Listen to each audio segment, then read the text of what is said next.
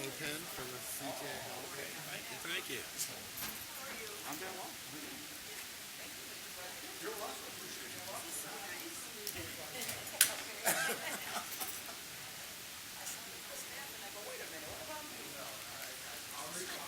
How are you? Right.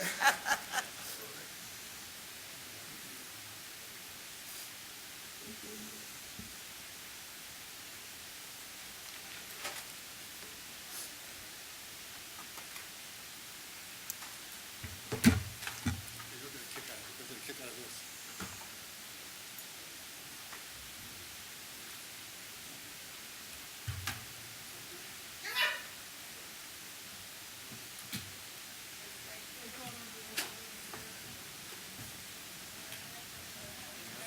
It's always a good feeling, right?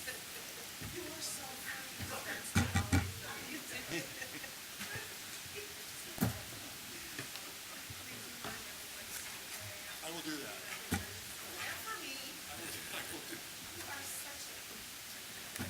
Because I told my wife.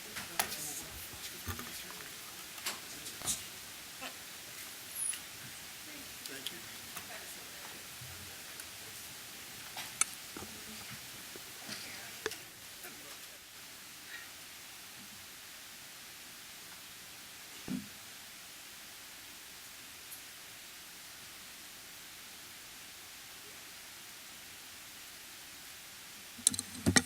Excuse me, before we start, just a reminder to everybody with our sign language interpreters to please speak clearly, slowly so that they can understand you, and everything then will just be perfect. And Tracy will be able to understand you as well. Thank you very much. Chairman? Morning. Good morning. I'd like to call to order the regular scheduled meeting of Chicago Transit Board for December 11, 2019. Would the secretary call the roll? Yes, sir. Reverend Miller. Here. Mr. Irvine. Here. Ms. Alvarez-Alias. Here. Judge Chevrolet. Here.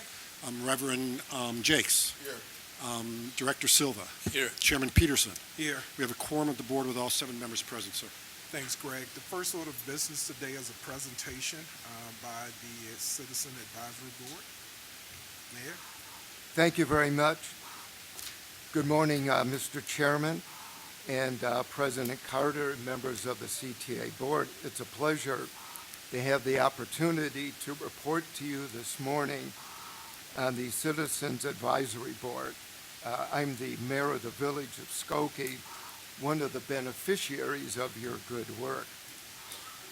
The board continues to meet on a quarterly basis to hear presentations on a variety of issues confronting both CTA management and its customers.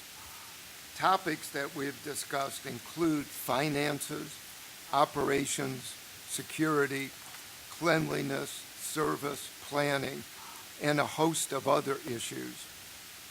Just this morning, we had a comprehensive presentation on your RPM modernization program.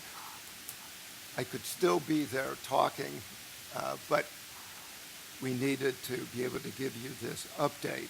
It's a very impressive project, and I think it's going to have a great benefit to the communities on the red and purple lines. We look forward to continuing to work with the staff to enhance planning and service of the CTA. And if I may, just as a personal aside as the mayor of Skokie, I would like to let you know about how the CTA service has had an impact on us. As you may know, about 5 years ago, we opened a downtown CTA station. I believe it was the first brand new station in the CTA system in about 20 years. It was designed with the CTA in the village as a transit-oriented development.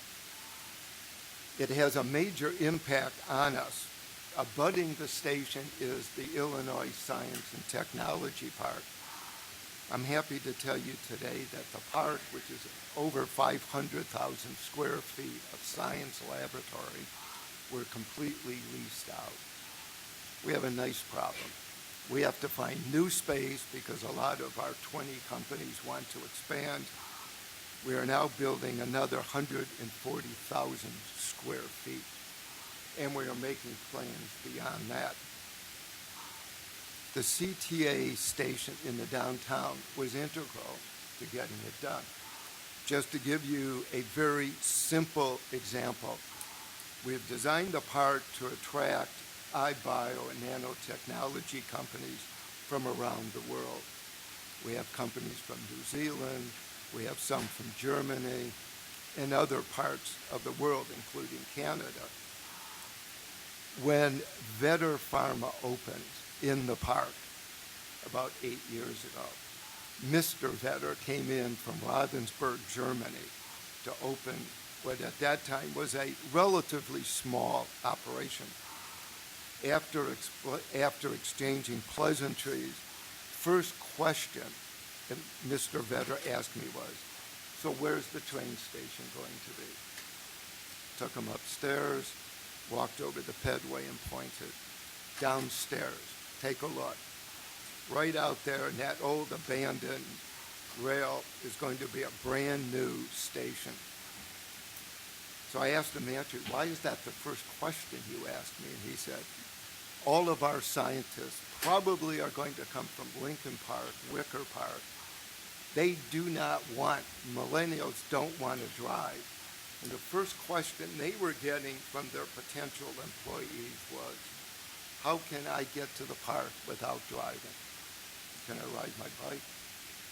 More importantly, can I take the train?" So the train station has been integral, and whenever new developers come in, our sales pitch surrounds the tech park as well as the train station. And I'll end with this. I could go on, by the way, but I'll end with this. I know you have a full agenda. Recently, we opened an adult gaming emporium called Ignite. It's based in the city of Chicago. They opened a second site right across the street from the downtown CTA station.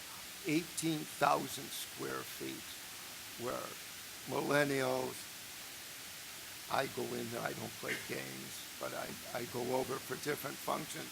18,000 square feet of what had been a warehouse that was abandoned has now been repurposed. And when I asked Flavius Maximus, the young fellow entrepreneur, early 30s, "Why did you build here?" Skokie isn't known for its adult gaming. He said, "Across the street, that CTA station, all of our customers will be coming north side of Chicago, maybe some from the west side, but they all get here by Uber, or the CTA. Our biggest problem has been finding space for them.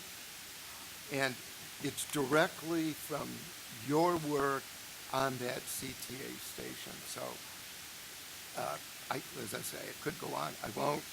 Thank you. Appreciate everything you do. Well, Mayor, thank you. First of all, as you said, the two things you mentioned are great problems to have. Yes, they are. And the other thing I want to do is to thank you and the other members of the advisory board for volunteering in all of your work. I mean, I can't thank you enough. Want to wish you happy holidays, and hopefully I'll get out there to see that station. I know when it was built, because I've been board chair for 10 years, so I know I recall it coming before the board, but I'll get an opportunity to come out and take a look at it. I'd love to show you around, because we have the Dempster Street station also. And that was one of the first in the system that went through the remodeling.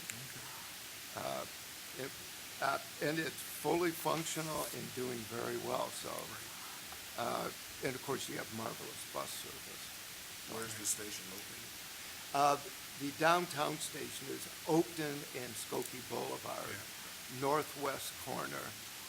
And then there's a CTA station, which is around Bronx. I could go on there. New Target opened right on Dempster, which literally abuts the station. And we have designed it so you can get off the station, walk through the CTA lot right into Target. Wow. That's great. Yeah, in Target, of course, it's not just clothing anymore, it's also groceries. and Yes, so full on. service. Yes, full service. So, yeah, you can go over it, you'll see people rush hour in the evening walking over, and you'll see them walking out with the Target bags with milk and bread and so on. Thank you, Keep up the Mayor. good work, All and right. thank you very much. Thank you. Thank you, Mayor. Appreciate it. Hold on one second.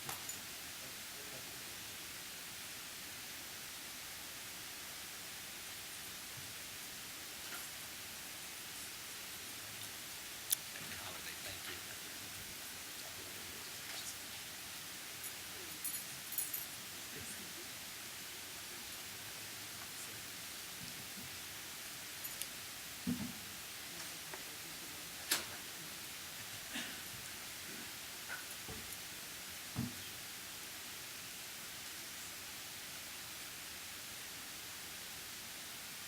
Our next order of business is public comment. Greg? Yes, sir. We have one public comment speaker. We did have another one, but she couldn't make it, so I would ask now Ms. R. Jean Pugh to step forward. Ms. Pugh, if you would like to step right up into the area there and address the board. Thank you.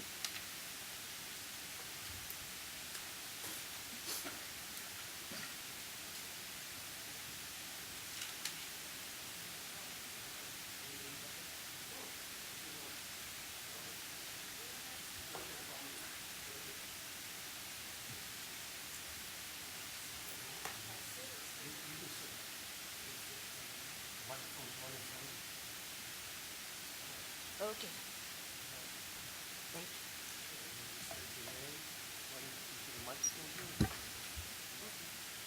My name is Arjean Pugh, and this tale is getting a little stale because I've had to tell it so much. Last Tuesday, Tuesday of last week, December 3rd, I was on the Hosted number 8 bus, and I boarded at Madison and Hosted, and I was departing at North Avenue in Hosted. So I stood up, and the bus was crowded to capacity, so I couldn't see everything. When I stood up to depart, and I put my hand on the rail, the door smashed into my hand and compressed it almost to the point of breakage. And mind you, I'm right across from the operator. So I started yelling for her to please release the door because I could feel it was the most excruciating pain I ever felt in my life. And then a man next to me started yelling, close the door to release the pressure.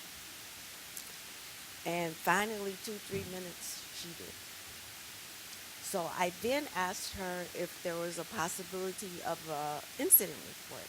Could we do that? She said no. She said the only thing I could do for you is to call the police or the fire department, paramedics. So I said, well, no, and it was like 100 people on the bus. I didn't want to delay the people anymore. So I thought to myself, the next day I'll file a police report and then I'll file a report here on site. I knew immediately why that happened. The new buses, well, let me back up just a little bit. The next 2 days, I rode all around Chicago looking at bus models. The newest model has no safety gap between the rail and the door. All the other older models the first model had 1.5 feet. The next model, they shrink it down to only a half foot. The new model, none. How do I know it's a new model? Every bus design has a different fare mechanism box. So you can tell the different models by the fare box. So I don't think the operator was at fault. I think it was the model of the door.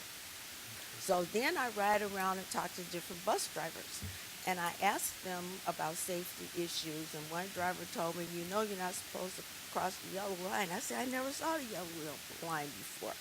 And if it's crowded, people crowd sometime all the way up to the door. So I said, well, how come there's no sensor or alert, no audio alert, no sensor alert, no color alert, red or yellow, that you can't put your hand there? That's it. Oh, the second part of my issue, how do you document an incident? I still don't know. Well, while you're here, if you haven't filed one, we will absolutely have staff meet with you after this meeting to take an incident report. The other thing, I mean the same day or the next day. well, there should be a number, and I'll let Dorval sort of speak to this. So that should have been able to take place the day of the incident, but I'll let President Carter speak to the process and also how we're going to follow up in terms of looking I at the came issue. here the next day, on site here. You came to the The headquarters next here. morning, yes. Okay.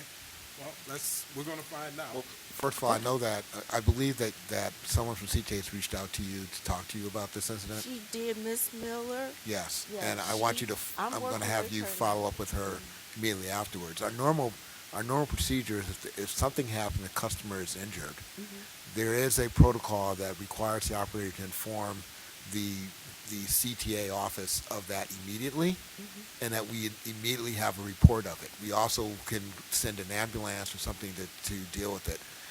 I don't know what specifically happened in your particular case, and I apologize for the fact that it wasn't handled in accordance with our procedures, but we will follow up with you. I have Ms. Miller sitting back here who can talk to you and walk you through what you need to do to file the claim with CTA so we can address your particular injury. Well, my main concern is other passengers. What are you going to do about the gap? Well, that's what I was missing? going to say too. We probably Well, need- what we're doing right now is we're pulling the video to see what exactly happened to determine if there is some other issue we need to address. And if so, once again, my operations group, headed by Don Bonds, will look at it to see if there's some modification we need to make to the bus to address this concern. So we will follow up on that issue as well. Ms. Pugh raised a couple of other issues in terms of just the crowding that sometimes forces people to move beyond the yellow line.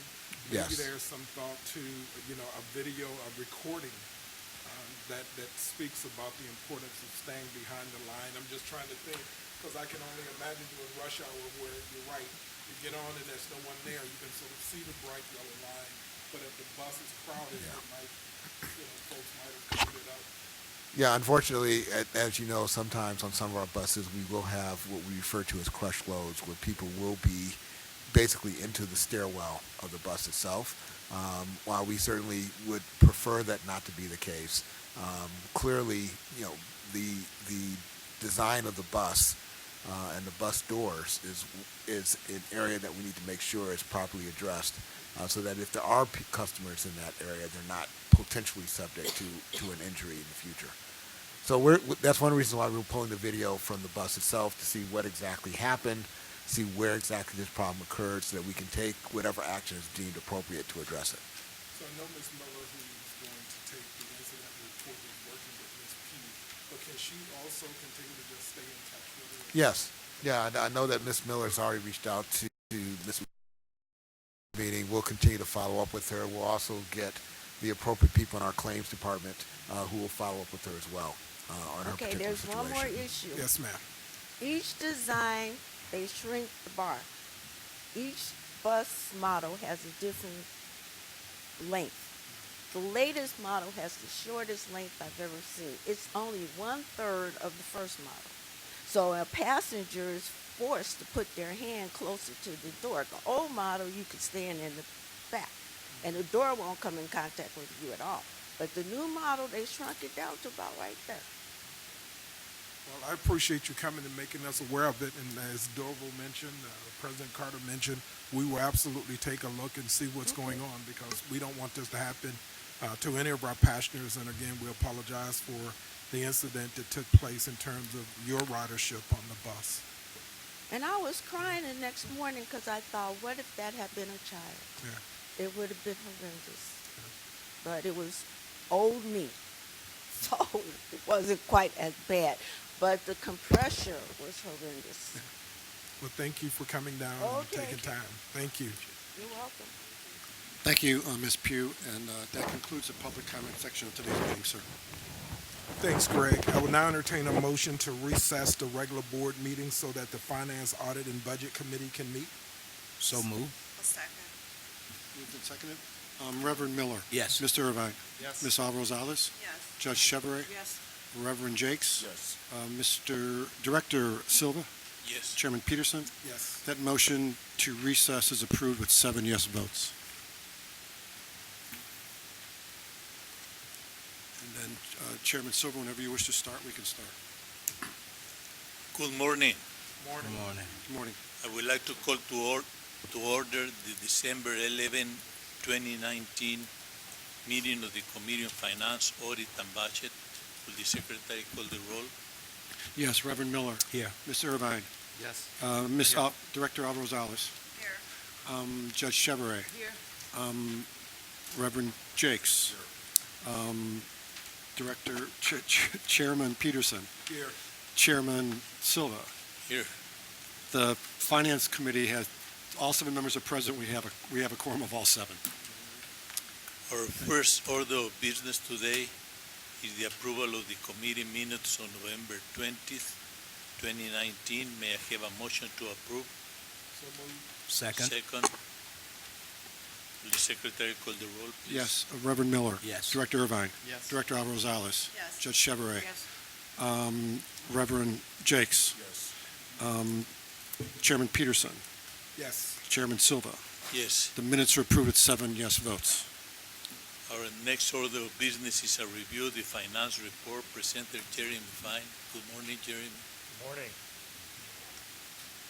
I'm Jeremy Fine, your Chief Financial Officer, and I'll be reviewing the October results.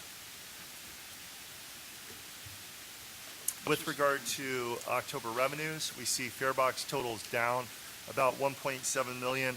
As we highlighted a little bit last month, there were several events occurring in October. Primarily, we had a line cut for O'Hare, as well as some other line cuts throughout the system. But we also had the CPS strike, as well as bad weather around Halloween. So the confluence of all of those events saw pay-per-use in particular, but also the 7-day pass sales affected for the month of October. So we see farebox totals down about 1.7. We see passes down about 600,000. So overall, fare and pass totals were down for the month of October, $2.3 million. Reduced fare subsidy, as it's been over the past several years, has been cut in half, so we see that down $1.2 million. Non-fare box totals are up almost $3 million at 2.8, primarily driven by a non-capital grant revenue, which has a reciprocal non-capital grant expense. Total revenues for the month of October are down about $700,000. Average fare is down several pennies due to the computation of revenue over ridership, and then we see free rides slightly higher than what we saw last October, again due to line cuts and whatnot affecting the free rides.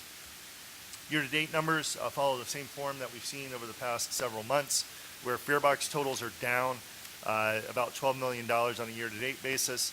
Passes, particularly the 7 and 30-day passes, have helped bolster the pass line by about $2.5 million.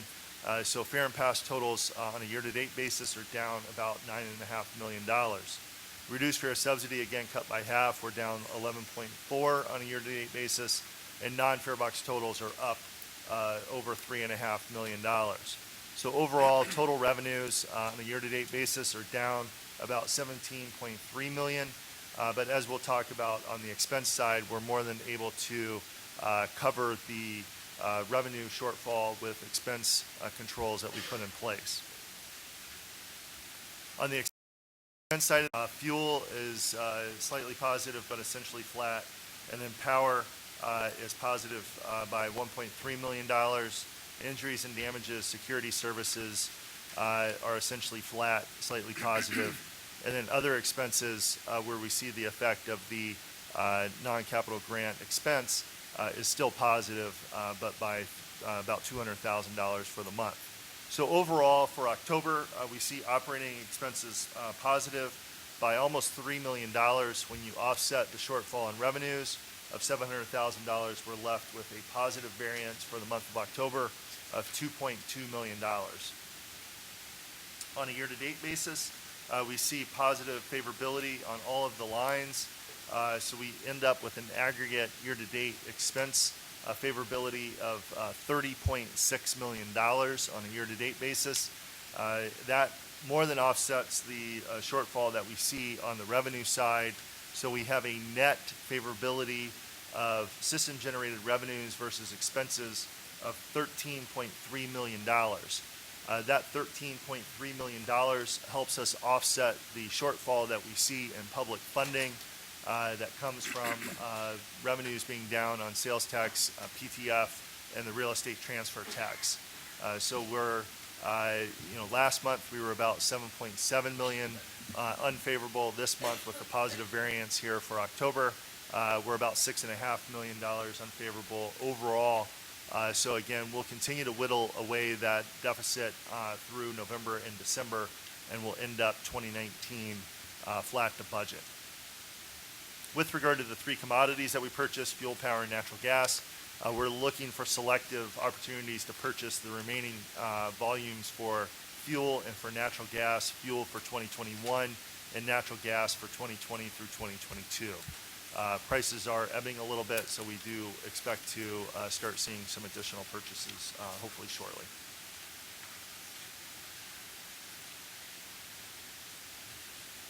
Any questions?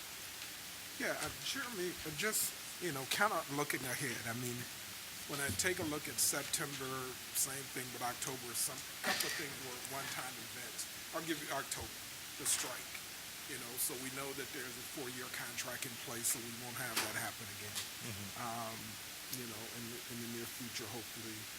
But I'm just trying to think of some of the things as we think about 2020, for example, service district.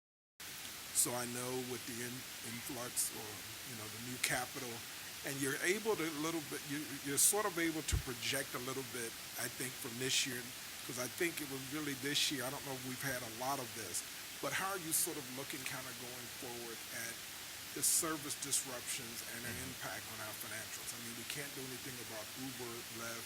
We can't do anything. I've been surprised at how the low gas prices. I mean, they've been regular, probably under $3, and even premium has been about $3.79 for the past 6 or 7 months. Those things we can't control, but I was wondering, just kind of, looking out the 2020 budget, now that we've got an idea of some of the impact that service, disruption can have on our financials, are there any things kind of we're thinking about in 2020 to kind of mitigate some of it? Absolutely. We did take into account the continuing capital improvement work. It's great news that we got a capital bill from the state. That has a reciprocal effect on the capital improvements being made with Bill Mooney and his team. We have worked with the infrastructure folks, with the planning folks, trying to assess what the potential impacts would be as partly experienced here in 2019 on ridership with regard to capital improvements. We did factor those into our projections with regard to ridership in the future months, so that we do have that to somewhat baked in. Obviously there can be surprises, but on the positive side, as we talked about a little bit with the budget, we did not factor in a potential ridership benefit from any type of action that the city may take or has taken with regard to the rideshare tax. So that should be a positive momentum for us as well. That was not baked into the revenue estimates as part of the budget. Any other questions? Not a question. I guess it's more just making sure that we're still on track. I know we've got about a $13 million in terms of expenses versus revenue, but we're on track to close the year with a balanced budget. Yes, so we have about a $6.5 million gap right now, but again, based on our projections for November and December, we fully expect to be able to close that through the last 2 months of the year, so that we end up the 2019 budget flat to budget. Any other questions? No questions. Our final order of business. Final order of business is the review of 7 purchase and sale award recommendations. Presenter is Ellen McCormick.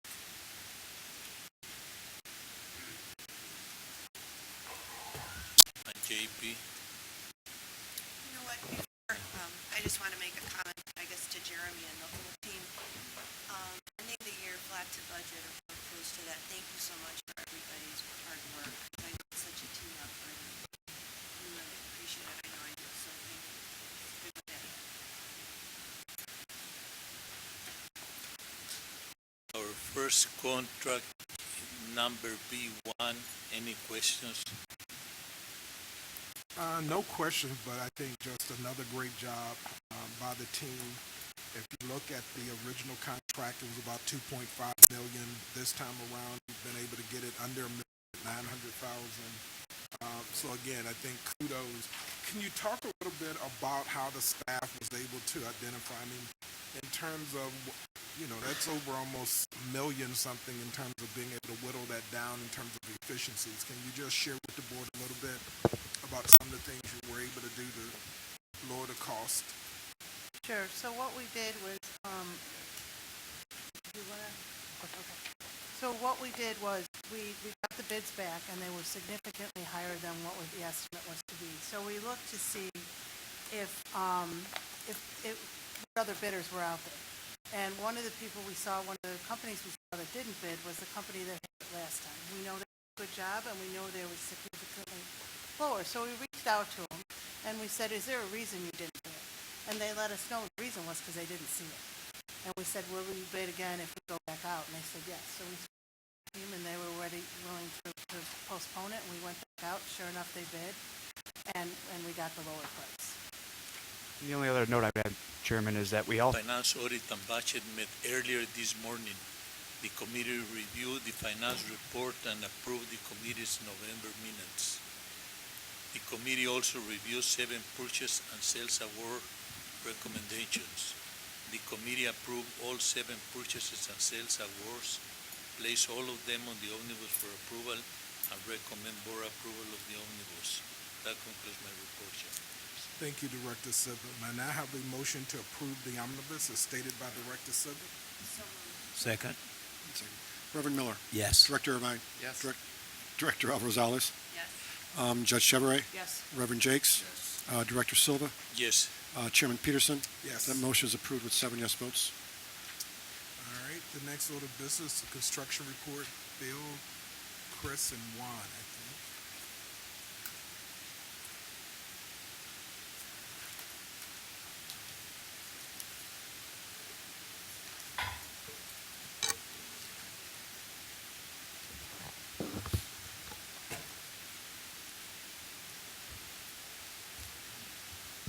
Good morning. Bill Mooney, your Chief Infrastructure Officer, and with me today is? Bill Mooney, your Chief Infrastructure Officer, and with me today is? Chris Bouchel, RPM Chief. Juan Pablo Prieto, Director of Diversity Programs. So we'll start with our East Lake, Milwaukee, Illinois substation upgrade.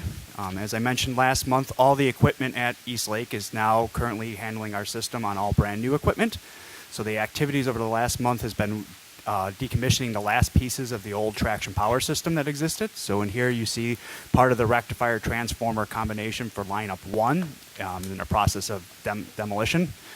And here are some of the last of the DC switchgear cubicles that are being removed as well. As has been the case kind of throughout this project, this equipment's being removed to create space for the last pieces of new equipment which will be installed kind of in commission in this next upcoming month, which will be the last of the traction power equipment going in. Project remains on schedule and within budget. Our next project is our Your New Blue signal upgrades. Since we last talked, we had completed all the major kind of work for the season on their line cut activity. A lot of the activity has been kind of punch list coming out of those line cut weekends. This first picture shows you some compaction testing where they're setting up foundation for a signal pylon stand. Here they're doing some hydro excavation around one of the communication huts to create some openings to do some localized duct bank installation. Here they're installing that signal stand I discussed kind of in the first photo. This is for one of the I-bonds. which is communicates to the train's speed and occupancy. The project remains on schedule and within budget. Here's kind of the last of, again, some little bit of localized work. Over the next couple months, they will continue to do some wiring and some preparatory work for the first of the signal houses, which we're expecting kind of in late winter, early spring. Next project is part of our Fast Tracks program, our Lake and South Main Line Track Improvement Project. The work has continued on the South Main Line between 17th and 28th Street. Here is some demolition of the old footwalk that was in the center of the walkway. They're removing some ties that carried that footwalk in the picture. One picture on the left, and here is some installation of new ties on the Stevenson Expressway bridge deck. This next set of pictures, the first one shows you they're lining and gauging the running rails. This gauging setting the spacing between the two rails that allow the train to smoothly ride. And the picture on the right shows you the handrails being installed along the new footwalk. Our next project is our ballasted Ravenswood track project. The work since we last met focused on Francisco grade crossing. We had a fairly difficult weekend out there. This is modernization of the existing grade crossing. This will be the first installation of a concrete grade crossing that CT has ever used, which will give us a much longer longevity and duration. Here they're excavating for a duck bank under both the new tracks. Here they're setting these new prefab concrete panels. You'll see. Before you move from the previous slide, just got a question. I see this vacant land. Was that all vacant, or did we acquire properties there to do this? There is no acquisition of property. The vacant land you're actually seeing is the street itself. Oh, okay. So this is the middle of the roadway. So this is a grade crossing over Francisco and Manor Avenues. So Francisco and Manor split into two separate streets right here. So we have one street that kind of comes into two. So it looks a lot bigger than it is. Yeah, that's what I was going to say. This looks like the one side is a little wider than the other side because it has two streets that feed into it, but it's all actually existing footprint of the street. Yeah, it is a very, very, very tight envelope, actually. And this picture's taken at the butt of a building. So it's like, it looks a little wider than it is, but yeah. Okay. So back to this picture is, you can actually see the snow coming down in this picture. This was a few weeks back when we had a pretty significant snow over the weekend and the temperature plummeted and it was pretty rough out there. They're presetting some concrete panels here. These were preformed concrete panels that will have a much longer life than the existing asphalt that we historically have used in our grade crossings. Here they're setting the rail into those preformed concrete panels. And then ultimately they pour in a concrete pad between the two sections of track to smooth out the center and tie them all together. And they're forming up for that. And here they're in the process of the pour. And then here's a completed concrete edge. Okay. Before you move on, are you going to be doing the same thing at Kedzie? So the last piece of work of this project is tied to Kedzie Station, and then we initially had intended to have Kedzie grade crossing as part of that.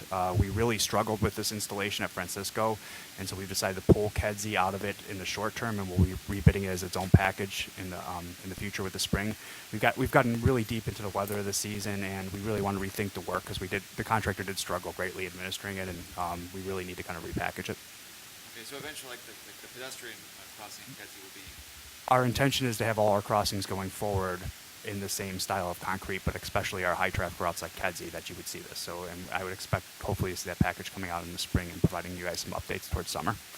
Is there one additional line cut for this project? There's one left weekend, which is for Kedzie Station, which has actually occurred at this point. So you're done? we provide you some final punch lists and stuff in the next month's report, wrapping kind of the project together. But so. So our next project is our electric bus chargers. As I've mentioned previous months, the activity has been focused around Chicago Austin and Chicago Garage. Last couple months I've shown you kind of them enclosing this new substation out there, and here you can see the installation of some of the new equipment going in here. This is the high-grade traction power equipment you see similar in our rail substations for those quick charging stations. And here's the site preparatory work where they ultimately be pouring out the concrete and other forms.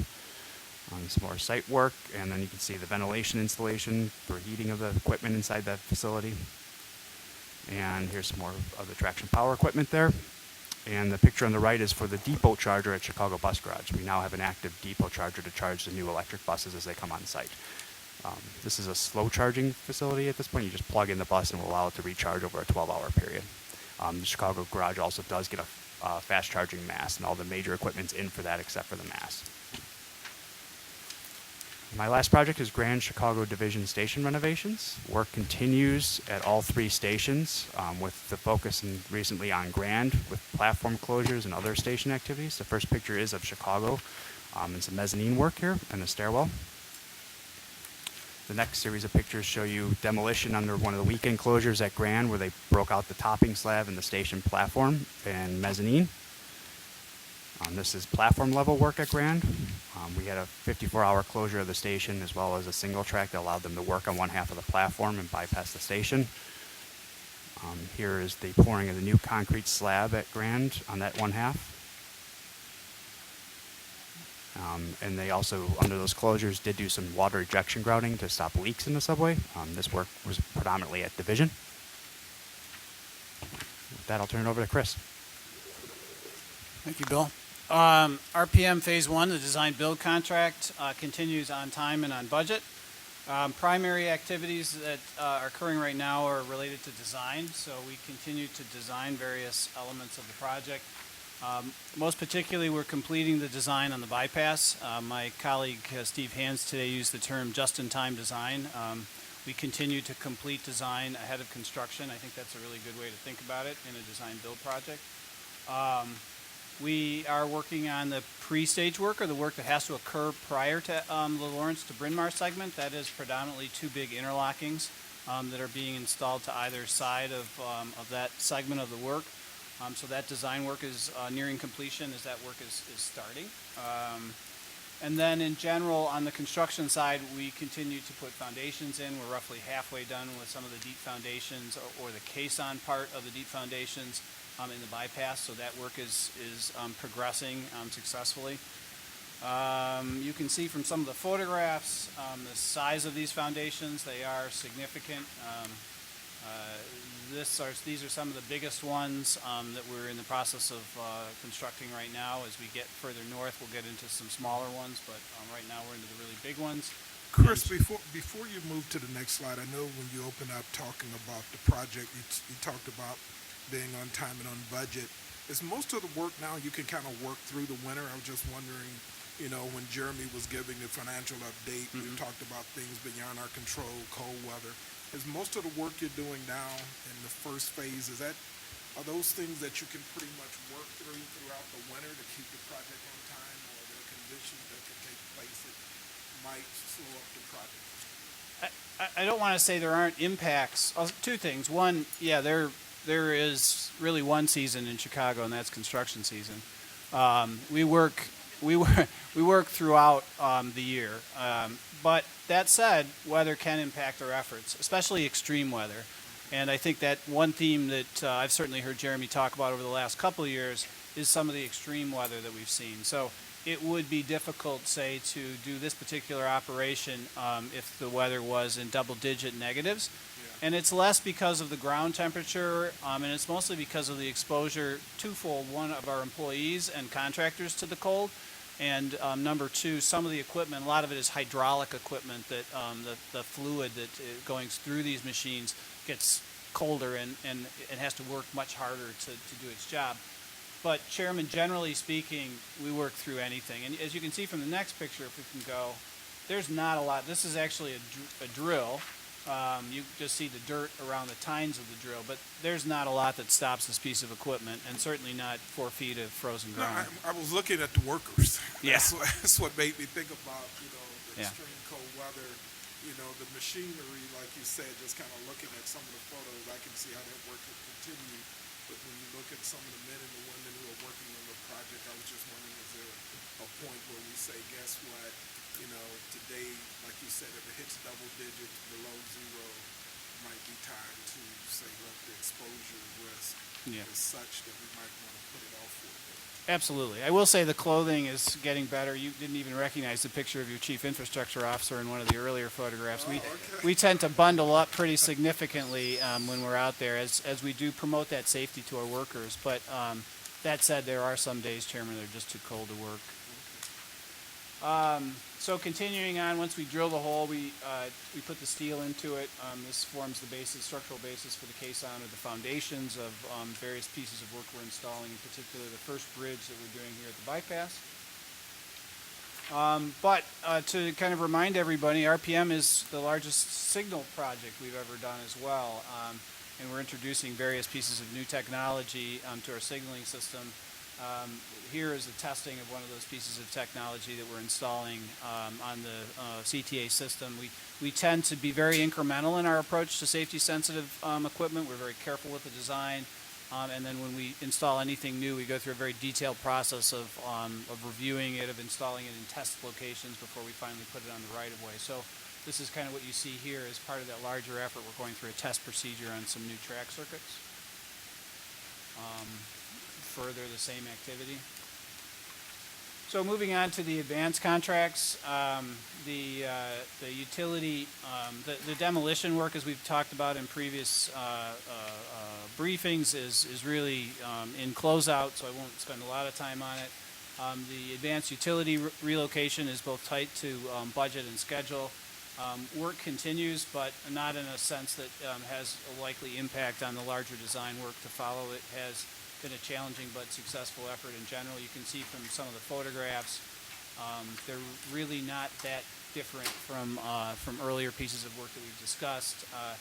We're digging various trenches. We're basically taking, as you know, utilities that are up in the air and we're putting them underground is the easy way to think about it.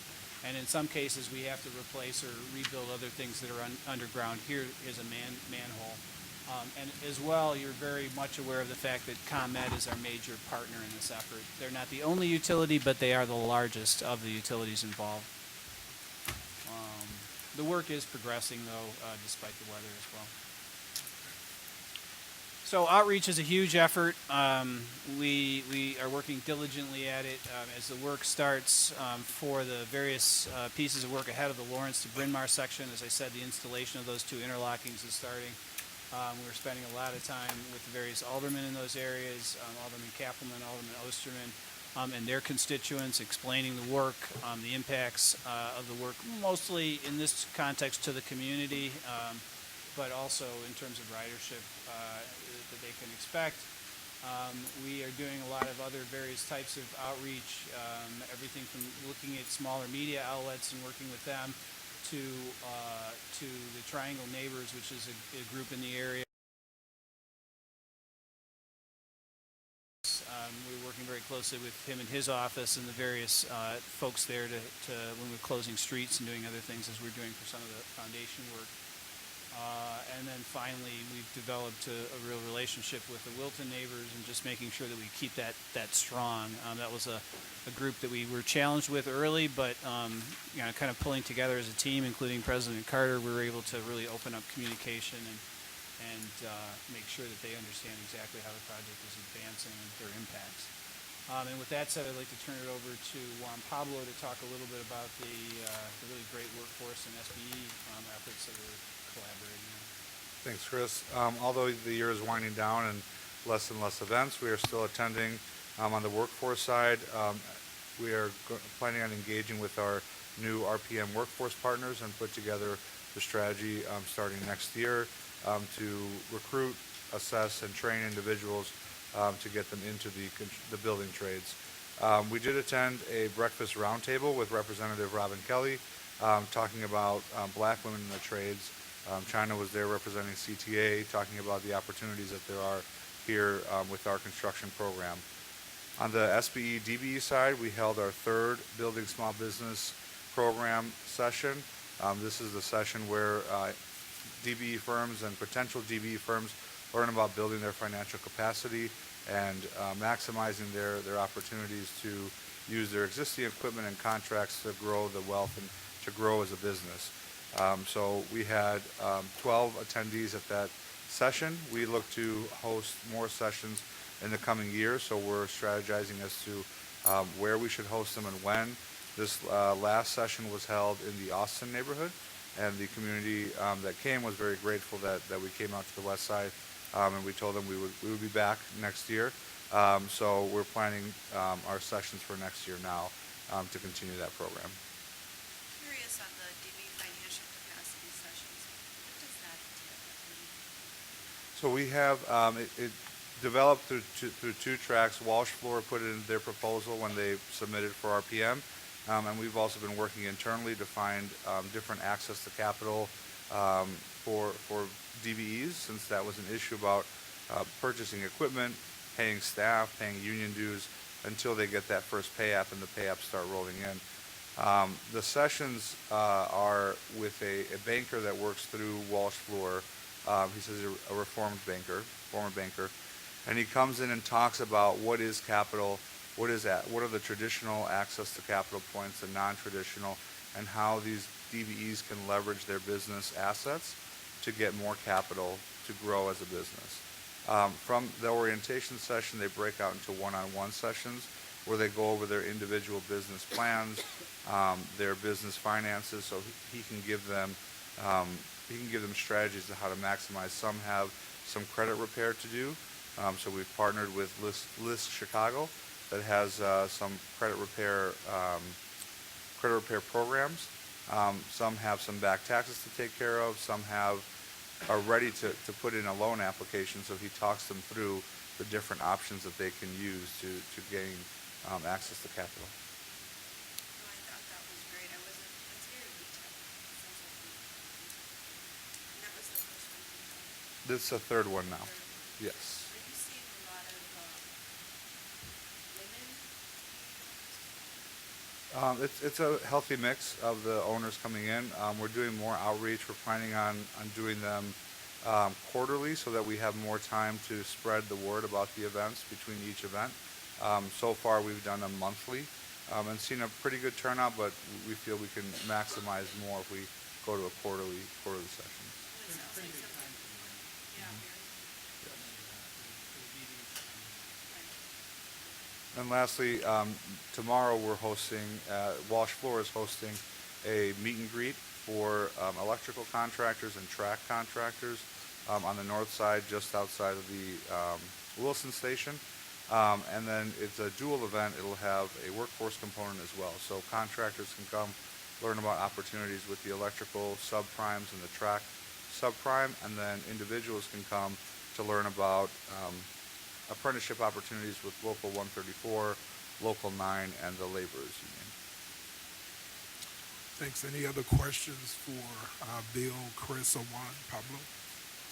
Let me, one of the things I know the directors got briefed on, I want to thank Steve and also Brian in terms of their communication efforts. Dorval and I were talking with the mayor of Skokie before the meeting started, and he talked about when people see investments in their community, they feel like their community is on the come up. You know, they're paying attention, they're investing. And I think when you're putting things in community newspapers where people go into laundromats and grocery stores and they see that, it gives them a certain pride and feeling about, oh, by the way, there are investments going on, the neighborhood's changing. So I really appreciate the effort from the communication team to make sure that our message is cascading down throughout the neighborhoods we're working in.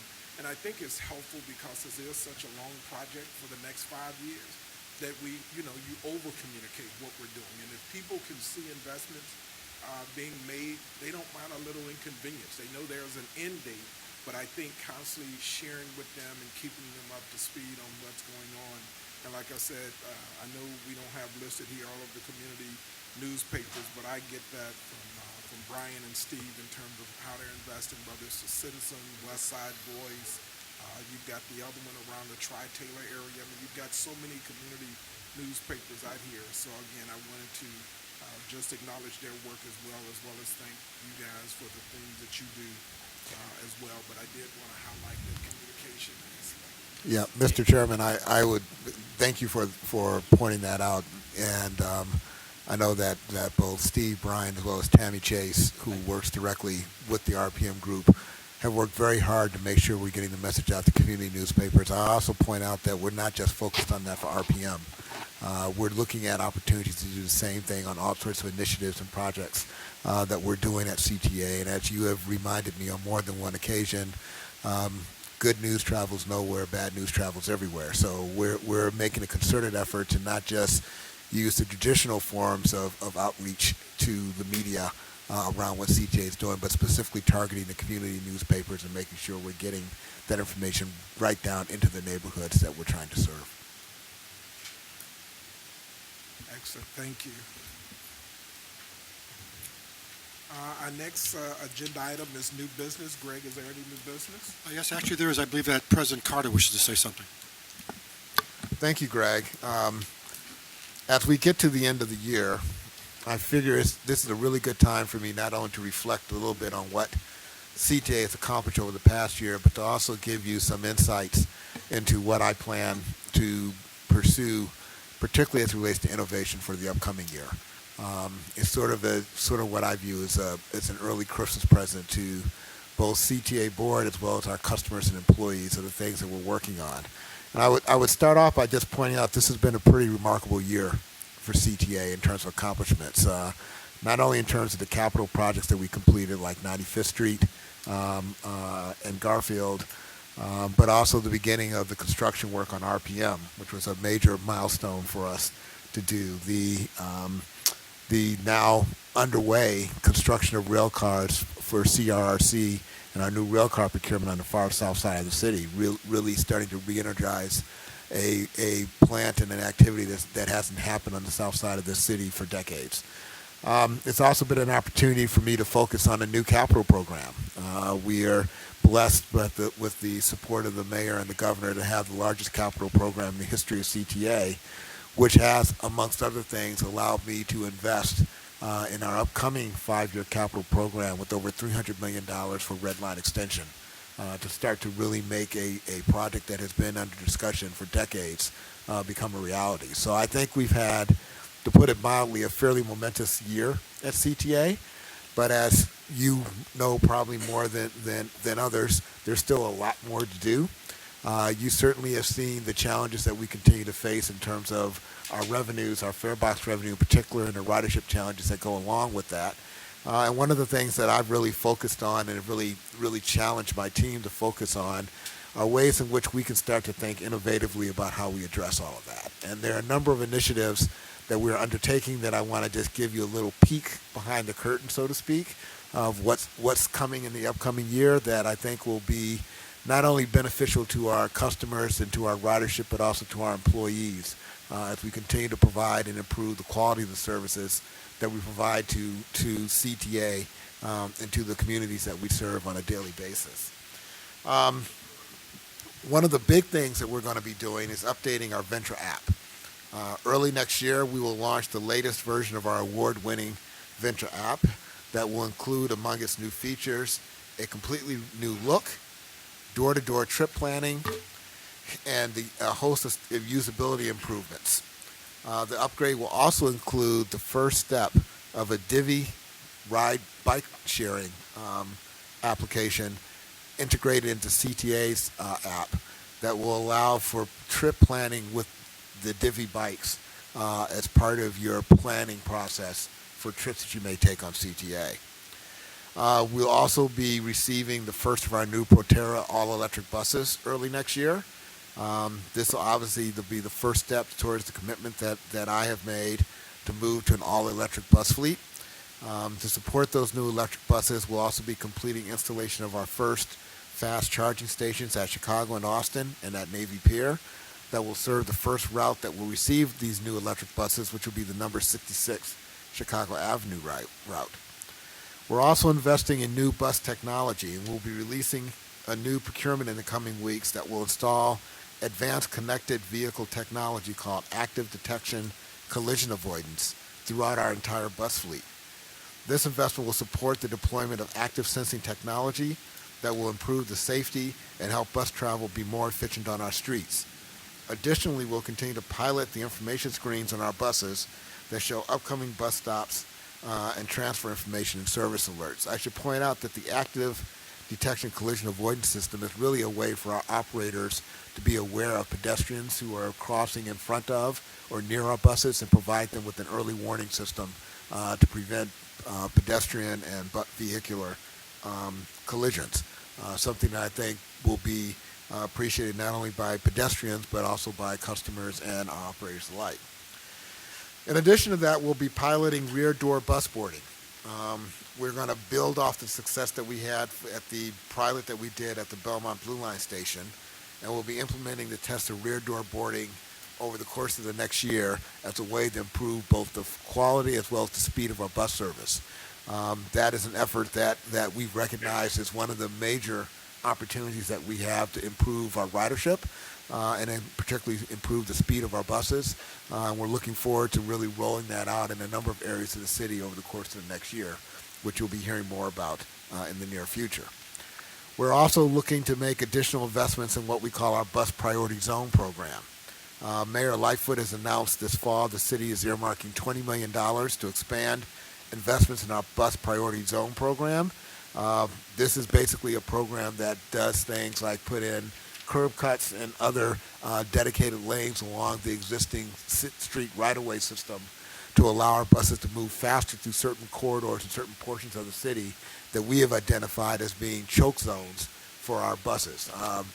As you know, our bus ridership is one of our biggest challenges right now, and one of the reasons that's a challenge is because our buses operate in the same congestion that the cars operate in. Finding ways to speed up my bus service, whether it be through rear door boardings or whether it's through dedicated lanes and bus priority zones, allows us to provide a higher quality of service to our customers and a speedier service to our customers. It makes us much more competitive for the riders, customers and riders that we're trying to gain going forward. In addition, we'll be launching next year something that I've marketed or branded as Bus Vision 2020. That is going to be a comprehensive system analysis of our entire bus system that is intended to really make sure that we're providing bus services in the ways that make sense given the way the city operates today, given the mobility realities that we face today. It is going to be the first comprehensive review of the entire bus system of CTA in decades. And it's going to give us some real insight in terms of where we can basically take advantages of the opportunity to make sure our bus service is aligning with the needs of our customers and providing the quality service that our customers need and expect in order to both maintain our existing ridership and to help it grow. We also are going to be developing additional efforts to enhance employee training. The board just this month approved a contract that's going to expand our online training program and will allow us to basically improve not only the continuous learning opportunities for our employees, to put them in a better position to provide the level of service that we expect our customers to receive from our employees, but also provide multiple online training tools and management platforms for our employees. We'll specifically be looking to launch a new online platform to better support and manage certifications and continuous learning opportunities for our employees that will basically enhance customer service training programs. This new online platform will support more efficient applicant testing, and I'm also excited that it'll provide a new and more modern way for our employees to develop and grow individually and to support the overall mission of the agency as a whole. As you all know, workforce development is one of my primary goals as president, and this is going to be a major improvement in the way in which we can deliver those services to our employees. And finally, I'm also happy to announce that beginning next week, we will begin employee testing of what is known as the virtual venture card that will be loaded onto the Apple Wallet in your iPhones. This pilot testing will begin the week of December 15th. The venture card will be then loaded onto an Apple Wallet and will be available to a number of CTA employees to allow us to fine-tune this new functionality to make sure that it works great for all of our customers across the whole system. Later in the year, we'll actually open it up to the entire public, and it will be, I think, one of the major innovations that CTA has ever undertaken. We will be the second transit system in the entire country to offer this type of feature to our customers, and it basically will turn your iPhone into a venture card. It will provide all the functionality that you currently have with your venture account and the venture app, including adding additional funds for transit benefits, employer passes, as well as account management online through our app and much more. It'll be a major step forward in the application of the venture card, and I think that it'll be something that our customers will be very excited about when it comes out to the public next year. I should also mention to you that we are currently working with Google to launch the additional wallet functionality on Android devices later next year as well. So both Google and Apple phones will be able to take advantage of this new innovation. So that's just a small list of the things that we're working on in terms of innovation for the upcoming year that I think our customers and the riding public will be excited to see and to hear, but also an opportunity for us to continue to deal with the challenges that we're facing in this new mobility ecosphere to make sure that CTA remains competitive and an option of choice for our customers, not only for next year, but for many years in the future. Thank you, Mr. Chairman. Thank you, Dorval. Appreciate that update and also sharing what we can look forward to. I have one new business item that I added to the agenda, and I just want to tell Dorval, don't bring it on staff, don't blame staff. It's hard to get anything past Karen, Nora, and Veronica, so I didn't do this until the board meeting started. But I wanted to bring to everyone's attention that our very own Dorval Carter last Thursday on December the 5th, I was there, Director Rosales was there, Director Irvine was there, former Director Jackie Grimshaw was there, where he received the Motorola Solution Foundation Excellence in Public Service Award for over 34 years of service in the public sector. And for those of you who don't know about the award, the Civic Federation and the Motorola Solution Foundation honors a non-elected government official who has had an extraordinary impact on the quality of the state and local government services in Illinois. And I think, as you just heard from President Carter, all of the things that we've been able to accomplish, but more importantly, what's coming, I think you would be excited. And again, I wanted to share this brief video with you that was shared at the presentation for those of you who didn't get a chance to see it and unable to attend, because I just wanted you to know how proud we are of him and how much we do appreciate him. So, Steve.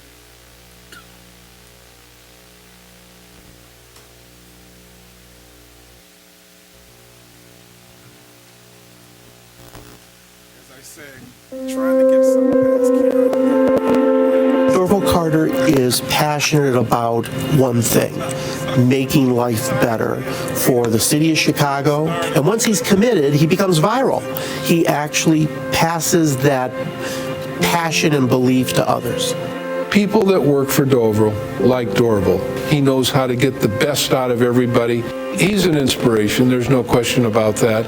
He's a person who spent his life in public service. He's been a particularly effective leader at the CTA and done a job with dignity and grace, and he deserves this award. President Carter is a kind, caring person. Dorval Carter is passionate about one thing, making life better for the city of Chicago. And once he's committed, he becomes viral. He actually passes that passion and belief to others. People that work for Dorval, like Dorval, he knows how to get the best out of everybody. He's an inspiration, there's no question about that. He's a person who spent his life in public service.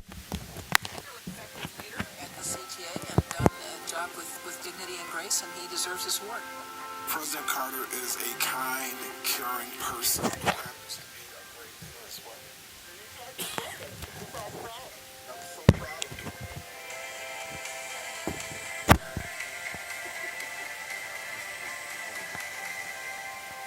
That was just a snippet. I mean, yeah, there you go. I was sharing with you. Had a very upbringing and spent a lot of time working in a family business. It's a skilled care nursing facility that was on the west side of the city. I did everything from scrubbing floors to changing bedpans. I began to appreciate and understand sort of the challenges that people face and the importance of people getting good public services. So the idea of providing service to the community is something that was sort of embedded in myself and the rest of my family from a very early age. I started at CTA right out of law school, my first job. The only thing I knew about transportation when I was young was that, buses were really cool. I I never had any thought about going into the transportation sector. It really was a lucky opportunity that sort of created this path for me. Then I left CTA and went to work for the U.S. Department of Transportation, and I was the regional counsel. Then I went to Washington, D.C. I became assistant chief counsel for legislation and regulation, and I did that for about a year and a half before I was recruited to come back to CTA. It was my first time working in a non-legal position. Fell in love with the freedom that I had and performed that job for about 6 years before I had the opportunity to become a political appointee in the Obama administration. Dorval was our first and only choice to become administrator of Federal Transit Administration, and he knew what he was doing day one. We moved from working for the transit administrator to becoming transit administrator to becoming deputy chief of staff. You don't move in those circles unless you're talented.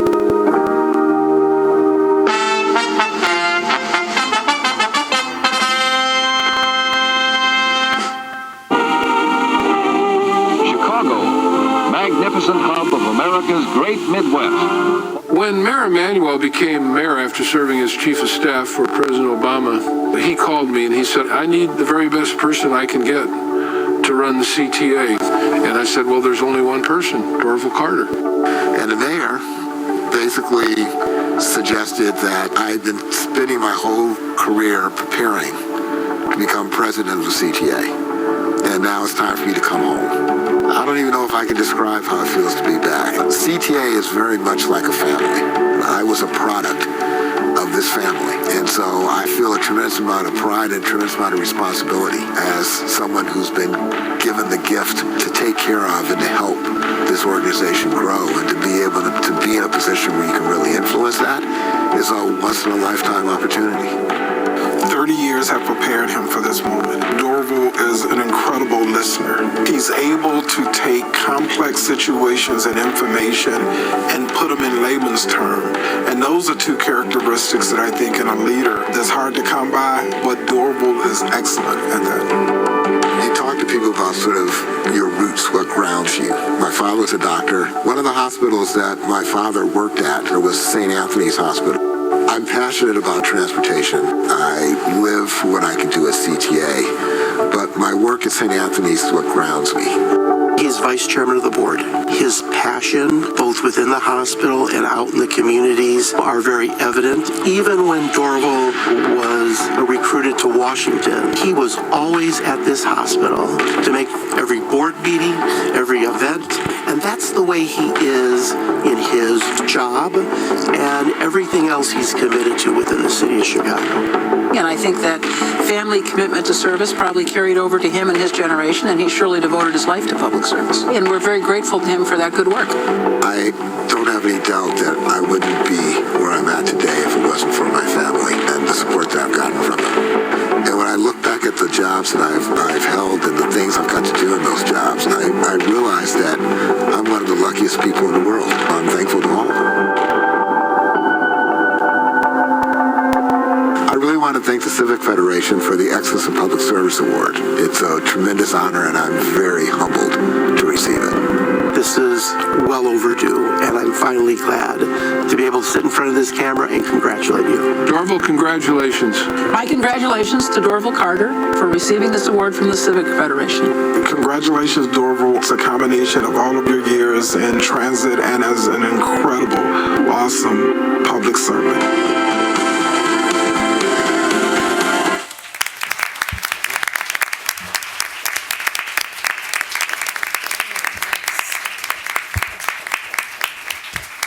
So you can see why I didn't want that moment to pass. As I said to Dorval, you hear about all of the things he's been involved in over the past 30-some years, but you very rarely understand the gravitas of all the opportunities and honors and that he's been involved in. And I think, if I'm not mistaken, the only person in this room that has known Dorval from his first day here is Director Chevrolet.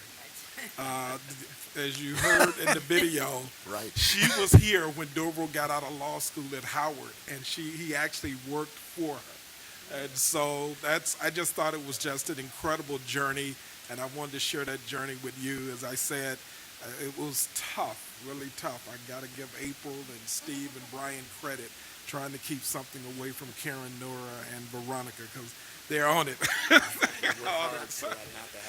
So with that being said, Greg, is there any further business to come before the board? No, just congratulating Vita for getting that thing done. She's the jack of all trades. Exactly. That's it. All right. Well, let me just say this before we adjourn. I just want to wish everyone happy holidays. And if God's willing, I'll see you in 2020.